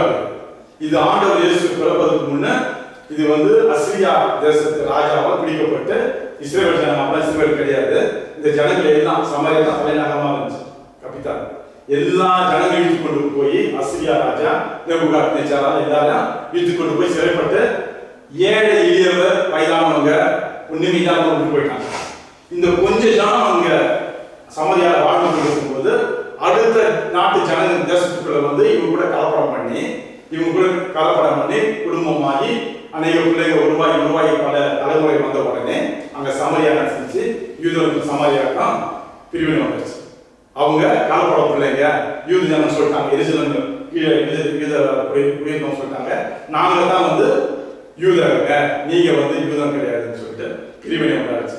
அதுக்கு தான் சமரியா யூத ஜனங்க சமாரியா பக்கம் வரும்போது பேரத்தை பார்த்து போட்டுருப்போம். அவனை செய்வானா காலில் தூசிய தொடச்சிட்டு தான் அவங்களுக்குள்ள போவாங்க. பேரத்தை பார்த்துட்டு தானே படிச்சுக்கிட்டு இருந்தானே. அப்போ இதுதான் ஆள சொல்றாரு, முதல் இஸ்ரேல் ஜனங்களை போய் சுவிசேஷம் ஆகி அப்புறம் எருசலேம் சொல்லு, அப்புறம் சமரியாவுக்கு போன்றாரு. ஏன்னா வேறு அங்க இருக்குது, அந்த ஜனங்க மெசியாவை தேடி கொண்டு இருக்காங்க. அதான் அந்த அம்மா என்ன செய்யறாங்க, சொன்ன உடனே கண்டுபிடிச்சிட்டாங்க மெசியா. அப்போ வந்து என்ன கேட்கிறாங்க, அதான் கேட்கிறாங்க, அவர் வரும்போது எல்லாவற்றும் நமக்கு அறிவிப்பார் என்றால் அதுக்கு இயேசு உடனே பேசுகிறார், நானே அவர் என்றார். மெசியாவை அறிஞ்சு கொடுத்தாங்க.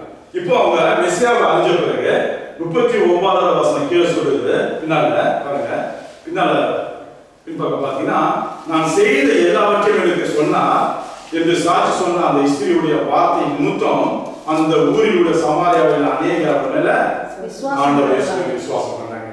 புரியுதுங்களா நோக்கம்? ஆண்டவர் ஊழியம் இங்க நம்ம ஒண்ணு புரிந்ததை பார்த்தோம்னா, ஆண்டவர் ஊழியத்தை கொடுக்கிறார் நம்ம பார்த்தோம் இல்லையா? ஒண்ணு புரிந்து 12வது அதிகாரத்துல 12வது அதிகாரத்துல சொல்றாரு, என்ன சொல்றாரு, ஊழியங்களையும் வித்தியாசம் உண்டு, கர்த்தர் ஒருவர். இந்த கர்த்தர் இயேசு தான் ஊழியத்தை சபையில கொடுக்கிறார். அப்போ இங்க இயேசு கிறிஸ்து ஊழியம் செய்ய ஆண்டவரை இயேசு ஊழியம் செஞ்சபடினா இங்க என்ன முதலாவது ஊழியம் செஞ்சா ஆத்துமா மீட்பு செய்யறாரு. ஒரு ஆத்துமா தேடி வந்து அந்த அம்மாவுக்கு சுவிசேஷம் அறிவிச்சு இந்த அம்மா ஆண்டவர் இயேசு கிறிஸ்துவை ஏற்றுக்கொண்டு விசுவாசித்து மெசியா எல்லாம் ஏற்றுக்கொண்டு இவங்க போய் அந்த கிராமத்துக்குள்ள சொல்லி கிராமத்துக்குள்ள இருக்கிற ஜனங்கள்லாம் கொண்டு வந்து இங்க இருக்கிறாங்க. அதை பத்தி வேற மாதிரி சொன்னாங்க இல்லையா? அப்ப இங்க முக்கியத்துவம் என்னன்னு பாருங்க. கர்த்தர் ஊழியர் வந்து என்ன செய்யறாரு? ஊழியம் செஞ்சபடினா ஊழியம் கேட்கிறவங்களுக்கு கர்த்தர் அவர் சபைக்கு ஊழியத்தை கண்டிப்பா கொடுக்கிறாரு. ஆனா கேட்கணும், கேட்டாதான் வரங்கள் உண்டு. அதான் சொல்றீங்க என்ன சொல்ற? ஊழியங்களிலும் வித்தியாசம் உண்டு. கர்த்தர் ஒருவர், கர்த்தர் இயேசு ஒருவர். அப்ப பரிசுத்த ஆவியான வரங்களை கொடுக்கிறார். இயேசு கிறிஸ்து ஆண்டவர் என்ன செய்யறார்? ஊழியத்தை கொடுக்கிறார். அடுத்த வசனம் படிங்க. கிரியைனா வித்தியாசங்கள் உண்டு. எல்லாருக்கும் எல்லாவற்றையும் நடப்பிக்கிற தேவன் ஒருவர். ஆமா, கிரியை. அப்ப அந்த வித்தியாசம் கிரியைனா ஒரு விதமான கிரியை, பல விதமான கிரியை இருக்கு இல்லையா? பல விதமான செய்தி கிரியையே வித்தியாசம் உண்டு. எல்லாருக்குள்ளும் எல்லாவற்றையும் நடப்பிக்கிற தேவன் ஒருவர். இதுதான் முக்கியமானது. ஏன்னா நம்ம வேதம் சொல்லுது எபேசியர் பாருங்க, எபேசியர் 2வது அதிகாரத்துல பாருங்க, எபேசியர் 2வது அதிகாரத்துல நம்ம கர்த்தர் பிதாவாகிய தேவன் எப்படிப்பட்டவர் என்று எபேசியர் 2வது அதிகாரத்துல 2வது அதிகாரமா? ஆமா 2வது அதிகாரத்துல பாருங்க, 2வது வசனம். நம்ம எல்லாம் முற்காலத்துல இவ்வளோ வாழ்க்கைப்படி இல்லாம கீழ்ப்படியாம இருக்கிற இடத்துல இப்போது கிரியை செய்கிற ஆகாய கந்தகார பிரபுவாகிய ஆவிக்கு நடந்து கொண்டார். அவருக்குள்ளே நாம் எல்லாம் முற்காலத்திலே மாம்ச இச்சையின்படி நடந்து நமது மாம்ச மனசுக்கு விரும்பினை செய்து சுவாபத்தினாலே மற்றவர்களைப் போல கோபாட்டின் பிள்ளைகளாக இருக்கலாம். தேவனும் இரக்கத்தில் ஐஸ்வர்யமுள்ளவராய் நம்மில் அன்பு கொடுத்த தம்முடைய மிகுந்த அன்பினாலே அக்கிரமங்களில் மருத்துவராய் இருந்த நம்மை கிறிஸ்துவோடு கூட உயிர்ப்பித்தார். கிருபையினாலே ரட்சிக்கப்பட்டோம். இதுதான் இங்க வேதம் 1 கொரிந்தியர்ல 7வது வசனம் சொல்லுது. கிரியையினாலே வித்தியாசம் உண்டு, எல்லாருக்குள்ளும் எல்லாவற்றையும் நடப்பிக்கிற தேவன் ஒருவர். எது தேவன் ஒருவரே? முதலாவது நம்ம எங்கேயோ வாழணும், எங்கேயோ இருந்தோம், எங்கேயோ அடங்கு இருந்தோம், எங்கேயோ வாழ்க்கை சரியில்லாம வரணும். ஆனா நமக்குள்ள இருக்கிற காரியத்தை பிதாவாதி தேவன் முன்குறிச்சு என்ன செஞ்சாரு? நம்மளை கொண்டு வந்து சபையில சேர்த்தா. இது ஆண்டவர் இயேசு கிறிஸ்துவ சபையில் நாம் வந்து சேரும் போது அவர் வார்த்தை கேட்கும் போது நம்ம பாவம் கழுவப்பட்டது, நமக்குள்ள எல்லாம் சுத்திகரிக்கப்பட்டது, நம்ம உணர்ந்து உடனே என் வாழ்க்கை கிறிஸ்துவுக்கு நாம கொடுத்தேன். இது ஒப்பு கொடுக்கும் போது சபைக்குள்ள தேவன் கர்த்தர் செய்யறது, என் பிள்ளை தனிப்பட்ட முறை எதுக்காக வாஞ்சிக்கிறான்னு சொல்லிட்டு மரங்களை கொடுக்கிறார். இதான் இப்ப நம்ம மேல கீழே பார்க்க வேண்டிய கீழே மேல பார்த்த நல்ல வித்தியாசமா இருக்காங்க. சொல்றாங்க, கிரியினாலே வித்தியாசம் உண்டு, எல்லாரும் எல்லாவற்றையும் நடப்பிக்கிற தேவன் ஒருவரே. ஊழியங்கள் வித்தியாசம் உண்டு, கர்த்தர் ஒருவரே. வரங்கள் வித்தியாசம் உண்டு, ஆவியானவர் ஒருவர். அப்ப முதலாவது ரட்சிப்பு கொடுக்கிறவர் யார்? முன் குறித்தவர் பிதாவாகிய தேவன். அந்த ரட்சிப்பை நம்ம காத்துக்கொள்ள, ரட்சிப்புக்குள்ள நம்ம நடக்க, நம்ம பாவம் மன்னிக்கப்பட நம்ம கொண்டு வந்து பிதாவாகிய தேவன் ஏதோ ஒரு வழியா சபையில வந்து சேர்த்துட்டாரு. இப்ப கர்த்தர் இயேசு நம்ம கையில எடுத்து நம்ம பாவங்களை அக்கிரமங்களை அவர் மன்னிச்சு ரத்தத்தால் கழுவப்பட்டு நமக்கு ஒரு புது வாழ்வு கொடுக்கிறார். இந்த புது வாழ்வு நம்ம பலன் அடைந்து நமக்குள்ள அநேக மாற்றங்கள் நமக்குள்ள காணும்போது நம்ம என்ன செய்யணும்? இது எனக்குள்ள அநேக மாற்றங்கள் வித்தியாசமாக இருக்கிறார். இது கிறிஸ்து தான் செய்யறாரு. கிறிஸ்து நம்மளை ஒப்பு கொடுக்கும் போது நம்ம வாழ்க்கை செய்து அவருக்காக வாழ்த்து நம்ம மாற்று. இப்பதான் கிரியை நம்ம வரங்கள் கிரியை நமக்கு கிரி செய்யுது. பாத்தீங்களா இவ்வளவான சத்தியம் என்ன? தேவன் எவ்வளவு நல்லவராக இருக்கிறார். அப்போ இங்க ஆவியின் அதான் சொல்றாரு, இது எல்லாவற்றையும் செய்ய நோக்கம் எல்லாமே வேற சொல்லு. ஆவியின் அனுகிரகம் அவனுடைய பிரயோஜனத்துக்கு கேட்டு அளிக்கப்பட்டது. அப்போ அடுத்தது இந்த ஆவியின் வரங்கள் அளிக்கப்பட்ட நோக்கமே அவனோட பிரயோஜனத்தை தான். அவன் பிரயோஜனம் என்னோட சுய பிரயோஜனம் இல்லை, சுய நன்மைக்கு இல்லை. சபைக்கு எந்த நேரத்தில் ஆவியான கிரியை எனக்குள்ள வெளிப்படணும், உங்களுக்குள்ள வெளிப்படணும். அதான் அந்த இடத்துக்கு அந்த வார்த்தை புரியுதுங்களா? என்ன சொல்றது? ஆவியின் அனுகிரகம் அவனுடைய பிரயோஜனத்துக்கு என்று அளிக்கப்பட்டு இருக்குது. அப்போ எந்த இடத்துல நம்ம போய் சுவிசேஷம் அறிவிக்கிறோம், எந்த இடத்துல தேவ காரியம் செய்யணுமோ, வெளியிலோ சபையிலோ, அங்க கர்த்தர் கிரியை உண்டு பண்ண அவனுக்கு எந்த நோக்கத்துக்கு நம்ம அழைக்கப்பட்டோமோ, எந்த அபிஷேகம் வரணுக்குள்ள செய்யப்படுதோ அங்கங்க நம்ம செய்யும் போது கர்த்தர் கூட வந்து கிரியை உண்டு பண்ணுறாரு. அப்ப நம்ம கேட்கணும், முதலாவது தேவனுடைய வரங்களை கேட்கணும், கர்த்தர் கொடுக்க ஆயத்தமாக்கிறார், அதை செயல்பட நம்ம வாங்கிக்கணும், அப்பதான் கிரியை செய்யணும். நம்ம எதுவுமே செய்யாம அப்படியே நாட்கள் மட்டும் வந்துட்டு நேரமா செஞ்சுட்டு போனா எப்படி கர்த்தர் காரியத்தை நமக்குள்ள அடைய முடியும்? புரியுதுங்களா? இப்போ வேற தெளிவா சொல்லுது, எல்லாமே சபைக்காக தான் கர்த்தர் நமக்கு கொடுக்கிறார்ட்டு தெளிவா நமக்கு சொல்லுதுங்க. 12வது அதிகாரம் 12:6.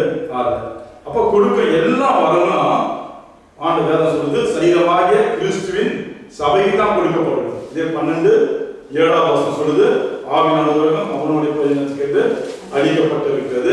ஏனெனில் அப்படியே 8:9 ஆவியினால ஞானத்தை போதிக்க வசனமும், வேறு ஒருவனுக்கு அந்த ஆவியினால அறிவை உணர்த்த வசனமும், வேறு ஒருவனுக்கு அந்த ஆவியினாலே விசுவாசமும், வேறு ஒருவனுக்கு அந்த ஆவியினாலே குணமாக்கும் வரணும், வேறு ஒருவனுக்கு அற்புதங்களை செய்ய சக்தியும், வேறு ஒருவனுக்கு தீர்க்க தரிசனம் உரைத்தலும், வேறு ஒருவனுக்கு ஆவிகளை பகுத்தறிதலும், வேறு ஒருவனுக்கு பற்பல பாஷைகளை பேசுதலும், வேறு ஒருவனுக்கு பாஷைகளை வியாக்கியானம் பண்ணுதலும் அளிக்கப்படுகிறது. இவைகளெல்லாம் அந்த ஒரே ஆவியானவர் நடப்பித்து தமது சித்தத்தின்படியே அவனவனுக்கு பகிர்ந்து கொடுக்கிறார். காரணம் சரீரம் ஆண்டவராக இயேசு கிறிஸ்து ஒரே சபையாக சரீரத்துக்குள்ள பல அவயங்கள் இருக்குது. இந்த பல அவயங்கள் பல கிரியை ஒன்னொன்னா தனித்தனி முறையில செய்து 12வது வசனம் நமக்கு வெளிப்படுத்துது. அப்ப இதுதான் இந்த சபைக்கு தான் தேவன் வரங்களே கொடுக்கிறார். இந்த வாரம் 8, 9, 10 இந்த வாரம் எல்லாம் சபையில வேத வசனத்தை அறிவிக்கவும் தேவ வசனத்தை புரிஞ்சு கொள்வதற்கும் ஜனங்களுக்கு எப்படி எந்த ஆவியில் இருக்கிறாங்க உணர்ந்து அதை கிரியை செய்வதற்கு தான் இருக்குது. ரோமர் 12வது அதிகாரம் சொல்லுது, வரங்கள் இருக்குது. எந்த அளவுக்கு நம்ம கிறிஸ்துவுக்குள்ள பலப்பட்டு கிறிஸ்துவுக்காக வார நம்ம ஒப்பு கொடுக்கிறோமோ அந்த வாரம் கிறிஸ்துவுக்காக சபையில கிரியை செய்யும். புரியுதுங்களா? அது வாரம் நம்ம கேட்கணும் அவசியம் இல்லை. உண்மையா கர்த்தருக்கு பயத்தோடு வாழ்ந்தா அந்த வாரம் நம்மளுக்கு வெளிப்படும். ஆனா இந்த வாரம் நம்ம கர்த்தர் தான் கொடுக்கணும், கேட்கணும். கேட்டாதான் கர்த்தர் கிரியை செய்வார். அப்ப 2 வாரம் 2த்துக்கு வித்தியாசம் இருக்குது. 2 வாரத்துக்கு 2 வித்தியாசம், வாரங்கள் 2 வித்தியாசம் இருக்குது. இப்போ நீங்க அந்த சபை அந்த தேவனை தான் கொடுக்கிறாருன்னு பாத்தீங்கன்னா அப்போஸ்தலர் நடவடிக்கை பாருங்க. அப்போஸ்தலர் நடவடிக்கையில 8வது அதிகாரம், அப்போஸ்தலர் நடவடிக்கை 8வது அதிகாரத்துல 5-6 படி. அப்பொழுது பிலிப் என்பவர் சமாரியாவில் ஒரு பட்டணத்திற்கு போய் அங்குள்ளவர்களுக்கு கிறிஸ்துவை குறித்து பிரசங்கித்தான். பிலிப்பு செய்த அதிசயங்களை ஜனங்கள் கேள்விப்பட்டு கண்டு அவனால் சொல்லப்பட்டவர்களை ஒருமனப்பட்டு கவனித்தார்கள். அநேகருக்கு அசுத்த ஆவிகள் மிகுந்த சத்தத்தோடு கூப்பிட்டு அவர்களை விட்டு புறப்பட்டது. அநேகர் திமிர்வாத காரணம் சப்பானிகள் குணமாக்கப்பட்டார்கள். அந்த பட்டணத்தில் மிகுந்த சந்தோஷம் உண்டாயிடுச்சு. அப்போ பிலிப்பு செய்த அதிசயங்கள் இந்த வாரம் பிலிப்பு யாரு? அப்போஸ்தலர் கிடையாது. இவர் பின்னால சுவிசேஷகர். இவர் 2 பிள்ளைங்க தீர்க்கதரிசி சேர்ந்தாங்கன்ட்டு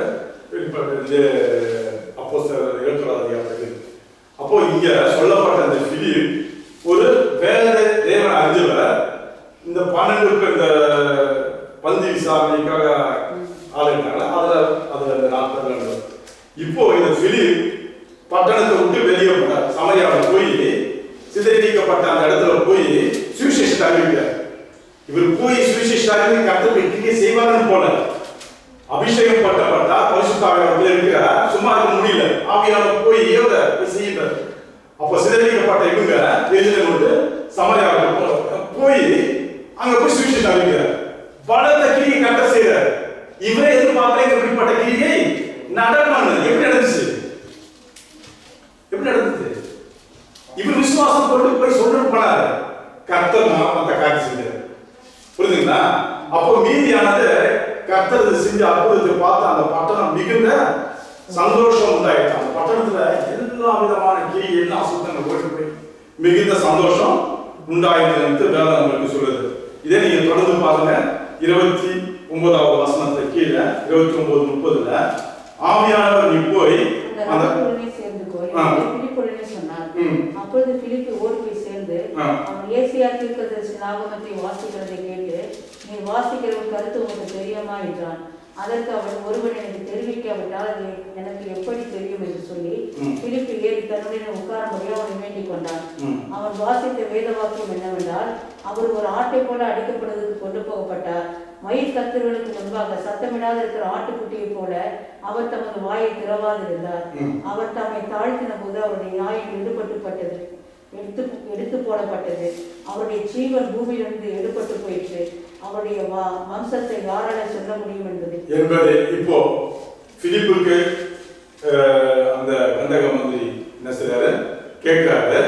அந்த மந்திரி கிட்ட இவரு சொல்றாரு, திருக்கு தரிசனம் ஏசாயா சொல்றாரு. இப்போ மந்திரிக்கு புரியல. மந்திரி என்ன செய்றாரு, வார்த்தை கேட்டாரு, புரியல. புரியாம மந்திரி பிலிப்பை நோக்கி தீர்க்கதரிசி யாரை குறித்து இதை சொல்லுகிறார், ஏசாயாவை அவர் குறித்து சொல்றாரு, தம்மை குறித்து வேறொரு குறித்த சொல்றாரு கேட்கிறார்.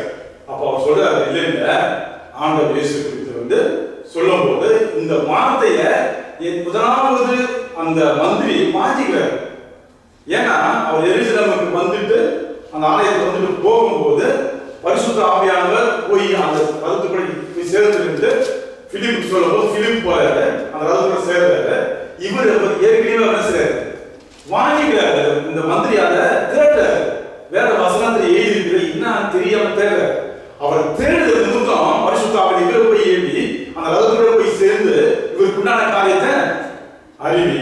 அப்ப ஏசாயா குறித்து இவர் எழுதியிருக்கிற காரியம் இயேசு ஆண்டவர் இயேசு குறித்து சொல்லும் போது பிலிப் நசர உடனே மனம் திரும்பி அங்கே ஞானஸ்தானத்துக்கு தெரிஞ்சு நம்மளுக்கு வசனத்துக்காக ஞானஸ்தானத்துக்கு ஒப்பு கொடுக்கிறார். அப்ப என்ன நடக்குது, பிலிப் சமரியாவுக்கு வந்தா ஊழியம் செஞ்சா ஆவியானவர் செஞ்சாரு.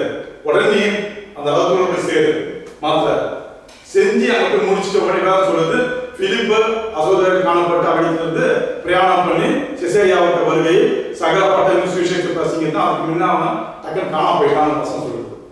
புரியுதுங்களா? இப்ப எப்படி பண்ணாரு ஆவியானவர்? அப்போ பரிசுத்த ஆவியானவர் வரும்போது என்ன யாருக்கு என்ன கொடுத்தார், இவருக்கு கொடுத்த ஊழியம் போய் சுவிசேஷம் அறிவிக்கிறாரு.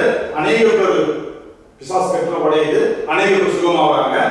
செஞ்சிருக்கும் போது ஆவியானவர் சொல்றாரு, இப்ப அதை சேர்ந்துக்கோ சொன்னே. அங்க ஒருத்தருக்கு ஞானஸ்தானம் கொடுத்தார். இப்ப இடையில ஒரு காரியம் நடக்குது, ஆனா பிலிப்பால செய்ய முடியல. எடுத்து படிக்கலாம்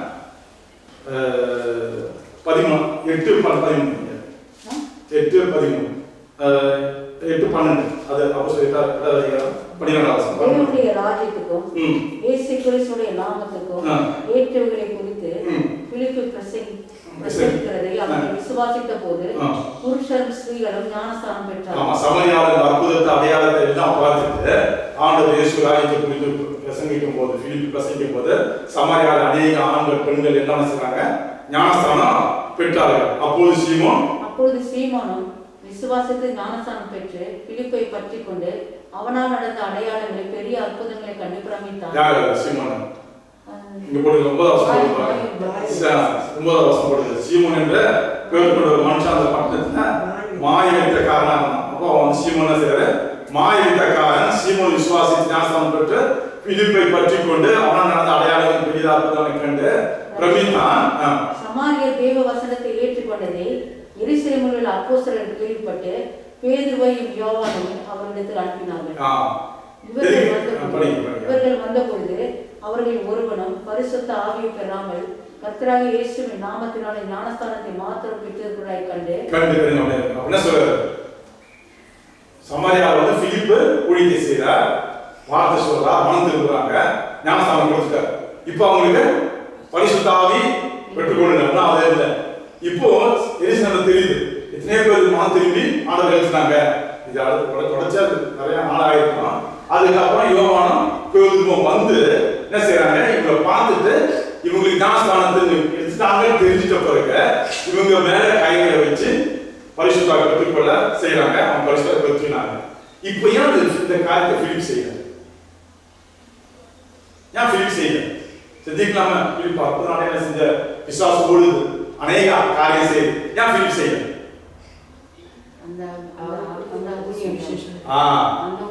ஆவியானவர் என்ன சொல்றாரு, கொடுக்கிற வரங்கள் எப்படியா அவனுக்கு பகிர்ந்து கொடுக்கிறார்.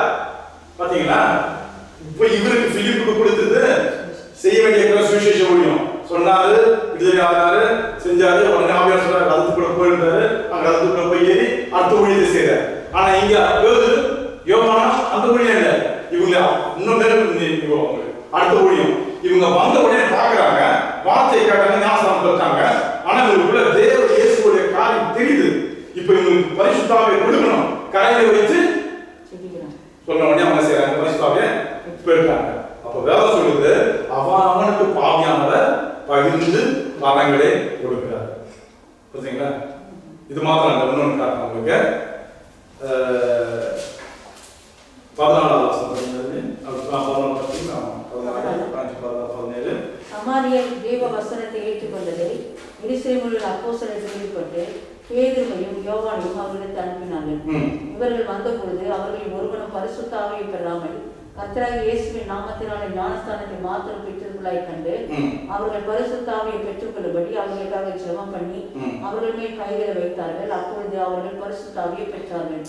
அப்போஸ்தலர் தங்கள் கைகளை அவர்கள் மேல் வைத்ததினால் பரிசுத்த ஆவி தந்தருளப்படுகிறதை சீமோன் கண்டபோது அவர்களிடத்தில் பணத்தை கொண்டு வந்து, நான் எவன் மேல் என் கைகளை வைக்கிறேனோ அவன் பரிசுத்த ஆவியை பெறத்தக்கதாக எனக்கு இந்த அதிகாரத்தை கொடுக்க வேண்டும் என்றான். அப்ப 3 காரியங்கள். பிலிப் ஒரு பக்கம் முடிவு செய்யறாரு, பேதுரு ஒரு பக்கம் முடிவு செய்யறாரு, இந்த மாய வித்தைக்காரன் சீமோன் செய்யறான். எப்ப நான் பணத்தை கொடுத்துட்டு இவங்க செய்யற கிரியை நானும் செய்யணும்னு ஆசைப்படுறேன். அப்ப யார் இதுல முக்கியமானது? பிலிப்பு பரிசுத்த ஆவியை பெற்றிருக்காரு, பேதுரு பரிசுத்த ஆவியை பெற்றிருக்காரு, யோவானும் பரிசுத்த ஆவியை பெற்றிருக்காரு. அவங்களுக்கு கொடுக்கப்பட்டவனும் கரெக்டா செய்யப்படுது. இந்த சீமோன் செஞ்சாரு, என்ன செஞ்சாரு? அவரு மாய வித்தைக்காரன். சீமோன் விசுவாசித்து ஞானஸ்தானம் பெற்றான். 14 வருஷம் சொல்லுது, ஞானஸ்தானம் தான் பெற்ற. ஆனா இவரால செய்ய முடியல. ஏன்? பரிசுத்த ஆவியானவருக்குள்ள இல்ல. புரியுதுங்களா? அப்போ பரிசுத்த ஆவியானவர் எவ்வளவு முக்கியமாக இருக்காங்க ஒவ்வொருவருக்கும். பரிசுத்த ஆவியானவர் இருந்தா தான் நமக்குள்ள வரங்கள் செய்யப்படும். பரிசுத்த ஆவியானவர் நமக்குள்ள இருந்தா தான் நம்ம மற்றவங்களுக்கு கிட்ட போய் சொல்றதுக்கு அந்த பாவம் உண்டாகும். நம்மகிட்ட பரிசுத்த ஆவியானவர் வச்சுங்களேன், ரட்சிக்கப்பட்டு இருப்போம். அந்த சீமோன் தான் ஞானஸ்நானம் பெற்று இருப்போம், வார்த்தை கேட்டு அவள ஓடி வருவோம். அப்புறம் மீதியெல்லாம் அப்படியே வந்துட்டு முடிஞ்ச உடனே அழுகியா சொல்லிட்டு போயிடுவோம். அப்புறம் அடுத்த வாரம் திரும்பி வருவோம். இதுதான் சீமோன் செய்யறாரு. என்ன சொல்றாரு? விசுவாசி ஞானஸ்நானம் பெற்று பிலிப்பை பற்றி கொண்டு அவனா நடந்த அடையாளங்கள் பெரிய அற்புதம் கண்டு பிரமிட்டு அவன் கூடயே போவான். அப்போ முக்கியமானது பரிசுத்த ஆவியானவருடைய அபிஷேகம் ரொம்ப முக்கியமானது. ஆவியானவர் இல்லைன்னா வாழ்க்கையில உண்மை சொல்றேன், பரிசுத்த ஆவியானவர் நமக்குள்ள இல்லைன்னா பல ஆண்டு நம்ம ரட்சிக்கப்பட்டிருந்தாலும் போய் முடியாது. நான் ரட்சிக்கப்பட்டுட்டேன்னு சொன்னா எனக்கு பரிசுத்த இருக்கணும். அதை நம்ம தான் கேட்கணும். கர்த்தர் எல்லாரும் கொடுக்க விரும்புகிறார். அவர் முன்குறித்த தேவன் அதை கொடுக்க விரும்புகிறார். ஆனா நம்ம ஆயத்தப்படாம அவருக்குள்ள அந்த வாஞ்சிய தாகம் இல்லாதபடினால நம்ம பரிசுத்த பெற்றுக்கொள்ள மாட்டோம். ஆமா, பரிசுத்த ஆவி இதெல்லாம் ஒரு தேவனுடைய ஊழியத்தை சபையில தாகத்தோடு தேவனோட நடக்கும்போது சில வரங்களை சேர்த்து கொடுத்து நடத்துறாரு, ரைட். ஆனா நான் சொன்னது போல முடிவுல பரிசுத்த ஆவி நமக்கு கண்டிப்பா தேவை. முடிவு ஒரு நாள் வரலாம், பரிசுத்த ஆவியான தான் நமக்குள்ள இருக்கிறவர் அங்க ஆண்டவரோட இருக்கிறது சாட்சியை சொல்லுவார். பரிசுத்த ஆவியான தான் நமக்கு என்ன செய்வார்? விற்கப்பட்ட நாளுக்கு முத்திரையாக கொடுக்கப்பட்ட பரிசுத்த ஆவியானவர் சொல்லுது. இது எல்லாம் பரிசுத்த ஆவியானவர் மாத்திரம் தான். இடையில அவருக்காக நம்ம ஆவியானவர் எழுதுதால நமக்கு கத்திருக்கோம் ஒரு ஊழிய தேவன் செய்யணும். சபையில செய்யணும், வீட்டில செய்யணும். அப்போ பரிசுத்த ஆவி ரொம்ப முக்கியமா இருக்கு. பரிசுத்த ஆவி ரொம்ப முக்கியம். சரி, நான் முடிக்கிறேன். ஆனா பரிசுத்த ஆவியானவர் கர்த்தருடைய சபைக்கு தான் கொடுக்கப்படுகிறார். அப்ப யாருக்கு கொடுக்கப்படுகிறார்னா சபையார் எல்லாருக்கும் பரிசுத்த ஆவி கொடுக்கப்படுகிறார். அப்ப நம்மளுடைய விசுவாசம் ஆண்டவர் இயேசு ஊழியம் கொடுக்கிறவர், வரங்கள் பரிசுத்த ஆவி இருக்குது. ஆண்டவர் இயேசு சபையை ஊழியம் கொடுக்கிறார். நம்ம ரட்சித்த தேவன் இயேசு கிறிஸ்துவுக்கு நம்ம ஒப்பு கொடுத்தபடினா, அந்த ஒப்பு கொடுத்ததுல சபையில் நம்ம இருக்கிறபடினா கண்டிப்பா தேவ ஆவியை பெற்று ஒவ்வொருவரும் ஊழியத்தை நம்ம செய்யணும், செஞ்சே ஆகணும். அதுக்கு உதவியா இருக்கிற பரிசுத்த ஆவியான துணை, பரிசுத்த ஆவியான வரங்கள் எல்லாரும் 12வது அதிகாரத்தில் சொல்லப்பட்ட அந்த வரமும், இந்த 1 சொல்லப்பட்ட வரமும், அதே நேரத்தில் 1 அதிகாரம் 10-12 நினைக்கிறேன் அந்த வசனம் சொல்லப்பட்ட வசனமும் எல்லாமே இந்த வரங்கள் எல்லாம் சபைக்கு தேவன் கொடுக்கிறார். சபைக்கு தான் கொடுக்கிறார். சபை இல்லாத கொடுக்கப்படல. நீங்க பாருங்க, தொடர்ந்து அந்த 1 அதிகாரத்துல 13 வசனம் படிங்க. நாம் யூதராயினும் கிரேக்கராயினும் அடிமைகளாயினும் சுயாதீனராயினும் எல்லாரும் ஒரே ஆவியினாலே ஒரே சரீரத்துக்குள்ளாக ஞானஸ்நானம் பண்ணப்பட்டு எல்லாரும் ஒரே ஆவிக்குள்ளாகவே தாகத்தில் நாம் யூதர் இருந்தாலும் கிரேக்கனா இருந்தாலும் அடிமையா இருந்தாலும் உரிமை பெற்றவரான சுயாதீனான உரிமை தனி உரிமை கொடுக்கப்பட்டிருந்தாலும் எல்லாரும் ஒரே ஆவினாலே ஒரே சரீரத்துக்குள்ள சபையாகிய ஒரே சரீரத்துக்குள்ள ஒரே ஆவியினால ஞானஸ்நானம் பண்ணப்பட்டு எல்லாரும் ஒரே ஆவியினாலே தாகத்திற்கப்பட்டோம். சரீரம் ஒரே அவயம் இல்லாம அநேக அவயம்.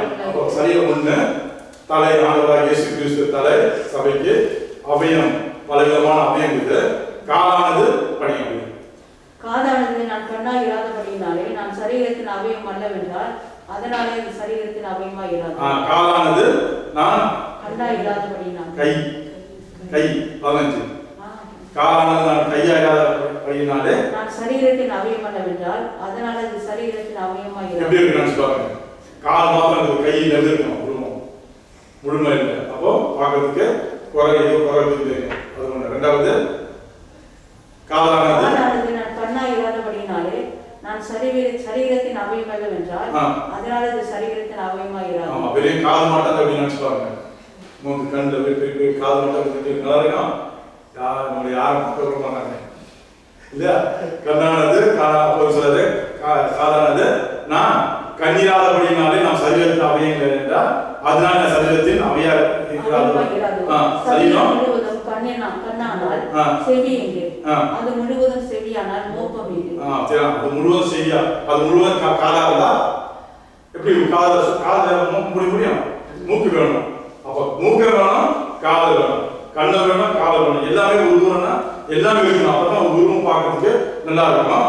அப்ப தேவன் தமது சித்தத்தின்படி அவைகள் ஒவ்வொன்றையும் சரீரத்திலே வைத்தார். அல்லேலூயா. சரீரத்தை சபையாக சரீரத்தை தேவன் தான் ஒவ்வொருவருக்கும் ஒரு காரியங்களை கொடுக்கிறார். கண்ணானது எது செய்யணும், காதானது எது செய்யணும், மூக்கானது எது செய்யணும், வாயானது எது செய்யணும், கையானது எது செய்யணும், காலானது எது செய்யணும், எல்லாமே தேவன் கொடுக்கிற ஈவு. அதை ஒண்ணு குறைப்பட்டா என்ன சொல்லணும், முடவன் இல்லையா? முடவன். அப்போ அது பார்க்கறதுக்கு ஒரு உருவுக்கு முழுமையா இல்லை, ஏதோ குறைய பார்த்துட்டு கவலைப்படணும். அப்படித்தான் நம்ம சரீரமானது சபைக்குள்ள ஒரு குறை. அதுதான் ரோமர் 12 சொல்லுது, நீங்க அப்படி இல்லாதபடி ஒருவருக்கு ஒருவர்.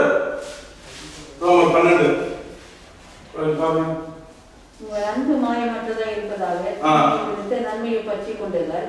சகோதர சிநேகத்திலே ஒருவருக்கு ஒருவர் பட்சமாயிருங்கள். வனம் பண்ணுகிறதிலே ஒருவருக்கு ஒருவர் முந்திக் கொள்ளுங்கள். அசதியா இல்லாமல் ஜாக்கிரதையா இருங்கள். ஆவியிலே அனலாயிருங்கள். கர்த்தருக்கு ஊழியம் செய்யுங்கள். எல்லாமே பாருங்க. உங்கள் அன்பு சுயநலமா இருக்க வேண்டாம். மாயமாற்றத்தான் நம்ம கண்டுபிடிக்க மாட்டோம். மாயமாற்றம் நம்ம வேற மாதிரி நினைப்போம். அதுக்குள்ள இன்னும் விளக்கம் போடுது. உங்கள் அன்பு சுயநலமா இருக்கக்கூடாது. தீமை இருங்க, நன்மையை பற்றி கொள்ளுங்க. சகோதர சேர்ந்து ஒருவருக்கு ஒருவர் பட்சமா இருங்க. கணம் பண்ணுறது ஒருவருக்கு ஒருவர் முந்திக் கொள்ளுங்க. அசதியா இல்லாமல் ஜாக்கிரதையா இருங்க. அதான் முக்கியமானது. எல்லாமே செய்யுங்க, ஆனா நீங்க கவனமா இருங்க. அசதியா இருந்தாதீங்க. அசதியா இல்லாம ஜாக்கிரதையா இருங்க. ஆவியில அனலா இருங்க. கர்த்தருக்கு ஊழியம் செய்யுங்க. அப்ப இதெல்லாம் சபைக்கு கொடுக்கப்படும். எல்லாமே செய்யணும். வேலை சொல்லுது, நீங்க அசதியா இருந்தாதீங்க, ஆவியின் ஆதாரங்க. கர்த்தருக்கு ஊழியம் செய்யுங்க. அப்ப ஆவியின் ஆதாரம் தான் இப்படி கர்த்தரோடு இருக்குது, ஜெபம் பண்ணுறது, தேவனோடு நடக்கிறனால தேவனோடு நடக்கிற உறவு. அப்போ அது இருந்தால் தான் நம்ம ஆவியானவர் நமக்கு சகல காரியமும் சொல்லி தருவார். அப்போ ஆவி நமக்குள்ள இருந்தா இப்படிப்பட்ட செய்கை நமக்குள்ள நடக்கும்போது மற்ற காரியத்தை ஆவியானவர் நம்ம என்ன செய்வார்? கண்டிப்பா கற்றுக் கொடுப்பார். கண்டிப்பா கற்றுக் கொடுப்பார்.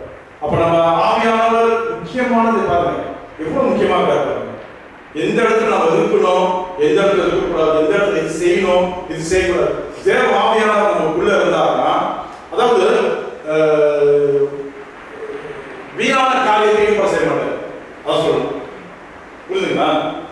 பொதுவாக நம்ம வீணான காரியம் என்னென்ன நம்ம தான் யோசனை பண்ண வச்சுக்கலாம். இப்படிப்பட்ட காரியம் செய்யாதபடி, அப்படிப்பட்ட காரியத்தை ஈடுபாடு கொடுக்காதபடி நம்ம தடுப்பார் ஆவியானவர் இருந்தார். புரியுதுங்களா? வீண் காரியம் தலையிட செய்ய மாட்டார். வீணான காரியம் சிந்திக்க வைக்க மாட்டார். வீணான காரியம் அப்படி சிந்திக்க அந்த சிந்தனையை வராது பார்த்துக்குவார். ரொம்ப நல்ல ஒரு ஆவியானவர். ஆவியானவர் முக்கியம். நம்மளோட வாழ்க்கைக்கு ஆவியானவர் முக்கியம், சமூக ஊழியத்துக்கு முக்கியம், குடும்ப ஊழியத்துக்கு முக்கியம். ஒரு நாள் மறித்து கத்தர் போகும்போது முடிவில் ஆவியானவர் கண்டிப்பா முக்கியம். அல்லேலூயா. அப்பதான் சபையார் எல்லாருக்கும் கொடுக்கப்படுற ஆவியானவர். விசுவாசத்தோடு தேவனை கேட்டா கர்த்தர் இயேசு கண்டிப்பா அந்த ஆவியானவரை தருவார். அதான் அவர் சொல்றாரு, நம்ம விசுவாசிக்கிற அடைய போகிற ஆவியை குறித்து சொன்னார் யோவான்ல சொல்லப்படுது. அப்ப கர்த்தர் நம்ம அந்த ஆவியானவர் வரம் கண்டிப்பா கேட்டா தேவன் வந்து யார் விருப்பத்தோடு கேட்கிறோமோ, யார் அந்த வாஞ்சையோடு கேட்கிறோமோ, யார் அந்த கொடுப்பாருன்னு நம்பிக்கையோடு கேட்கிறோமோ கண்டிப்பா தேவன் அவருக்கு கொடுப்பார். நீங்க